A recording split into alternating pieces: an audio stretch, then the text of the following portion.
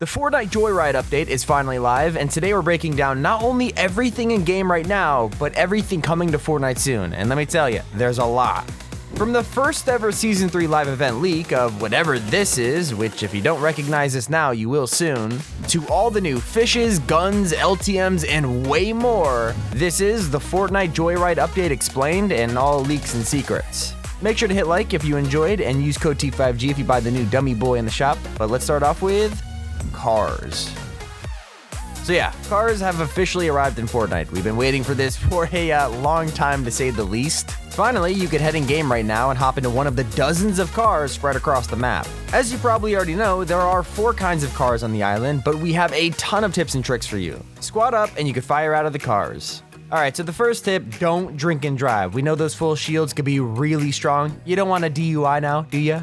Okay, I'm just joking, but in all seriousness, here are some really good tips. With this update, you can shoot out tires of the vehicles in order to instantly disable a car. If they're going fast enough, they'll start doing barrel rolls and essentially get taken out. Not just that, but we did some additional testing. Cars perform better on roads than terrain, and some vehicle types like the truck have more health while the sports car has less health but is faster. Each of them has different stats and abilities that kind of make them good in their own way. Jerry cans are going to be quite important for refueling your cars on the go, especially if you've just destroyed a gas station so enemies can't use it. So the next time you see a team refueling their car, we discovered that you could actually shoot that jerry can out of their hands, and doing this will set it alight, make it fall on the ground, and deals 99 damage, which is a lot. Another tip is that you could actually build while in a car.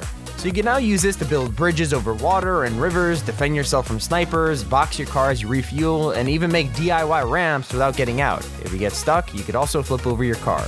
Now, if you're not the biggest fan of driving like me, these things are not drivable in Arena, so we're all safe from the pros complaining on how broken these are, for now. This update even comes with a new car-related punch card, a brand new cutscene just for the cars, and even something I've been waiting for years, which is radio stations. Kind of like in Grand Theft Auto, the radio is now available in boats, cars, and choppas for you to listen to. On screen right now, you can see the full list of artists featured on the radio. If you want to pause and read it, go for it. But long story short, Epic probably paid an enormous amount of money because look at how big some of these names are. Like, what? Post Malone and Ariana Grande? But while the cars are a huge addition in this update, there are a ton of leaks we have to show you, and you're gonna get excited really quick. Firstly, let's talk about something that we've been waiting for since the end of May. Leaks have finally revealed that we'll be getting a live event at the end of the season, and it's time we break it down and show you all the secrets about it. The live event. So yeah, the live event has been revealed, and while the information we have right now is limited, we still have some crazy leaks hinting at what could happen at the end of the season. There are some very suspicious files in the latest Fortnite update, which are named High Towers, and to say the least, they're just mysterious.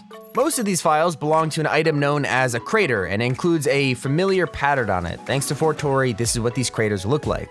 These patterns are going to be appearing around the map in the future, and some keen-eyed fans have actually noticed that these are the same patterns that could be found on none other than Battlehound's back bling.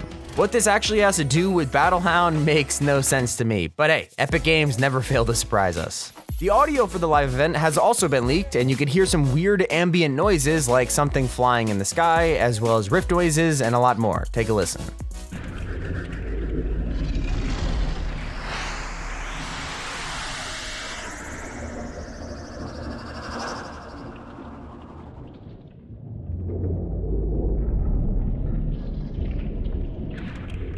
There's also some extra audio files of teleporting through rifts and some thunder and lightning. Listen to this.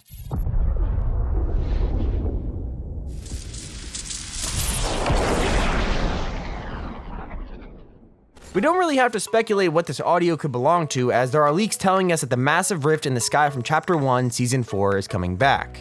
If you remember when the missile launch event gave us the huge crack in the sky, it seems that history will be repeating itself again, kind of like Season X. A file named hightower_crack contains the big rift once more, and that paired with these new audio files is pretty good evidence that the live event will bring back the huge rift in the sky. Here's something not a lot of people noticed: the audio of the event actually has a secret character hidden inside of it. Remember the whole spectrogram things? Well, here's another one. Who exactly is this person? In my opinion, it kind of looks like Lynx, so it's possible she could return for the live event. I always wonder what happened to her, and she was a file on Agent Jonesy's desk, so we'll have to see what happens. Now let's cover all the leaks from the update itself. There's a lot to go through, so I'll keep it quick. Every leaked item. The new leaked fishing book we've been talking about for like months now is finally on the horizon, and dozens of new fish have been found in the Fortnite files, ready for release in the coming weeks. There will be a ton of new floppers, from fire floppers and hop rock floppers to jellyfish and more. It's definitely going to be a part of the fishing book update, and each of these will likely grant you special powers as well as health once you eat them. It's gonna get crazy really soon. There have also been a massive list of new skins leaked coming to the item shop, and they include Mariana, Derby Dynamo, Kalia, Adeline, King Crab, Axo, Brian, Castaway Jonesy, and much more. Remember the male astronaut from the spaceship last update? Yeah, well, he now has his own skin too, and his name is Dio. The Fortnite Avengers crossover is also returning for the Avengers video game beta, and you can get the Hulkbuster's pickaxe for participating in it. These are what the pickaxes look like in-game. I can't wait to get my hands on them. Literally. There's also some new bundles which have been leaked, as well as the Batman bundle being rumored to return, but not exactly gonna bore you with that. A feature which I actually am excited for is the leaked comic books item, which is coming to the game in the future. Soon you'll actually be able to read comic books in-game according to a comic reader file. Not exactly sure if this will be kind of like comic books you can collect around the island and read in-game, or in the Battle Pass lobby instead, we don't know. But there is a leaked Golden Magazine comic book which we think has something to do with Midas. Maybe, we'll see. Topping off our leak section, we have 3 new loading screens, and one of them reveals a ton of new upcoming Season 4 weapons and items. 3 of the loading screens are for an upcoming LTM, which I'll talk about in a minute, while this official image for the Joyride update has quite a lot of hidden secrets. You can spot a new torch item, a henchman item shop skin, a machine pistol, and most notably, a brand new shotgun. Whether this is an updated pump shotgun design or a new shotgun entirely, we'll have to see. Not gonna lie though, I'm placing my bets on this being the brand new shotgun for Season 4 though. I expect it to replace a charged shotgun on new season launch day, but that's just my best guess though. But now, it's time for something you really want to hear about. Saving the best for last, let's run through LTMs. Alright, like all good updates, this one came loaded with tons of brand new LTMs that'll be making their way into the game over the next coming weeks. These aren't just high explosives, some of them will probably be the best we've had yet. First up, we'll be looking at the Rags to Riches LTM. This mode is basically an arms race that upgrades your weapons every time you get an elimination.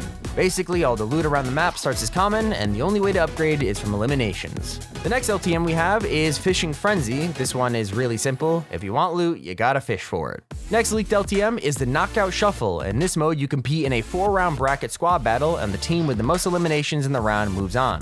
Loadouts are randomized for both teams. Respawn is enabled, and the team who ends with the most eliminations wins the game.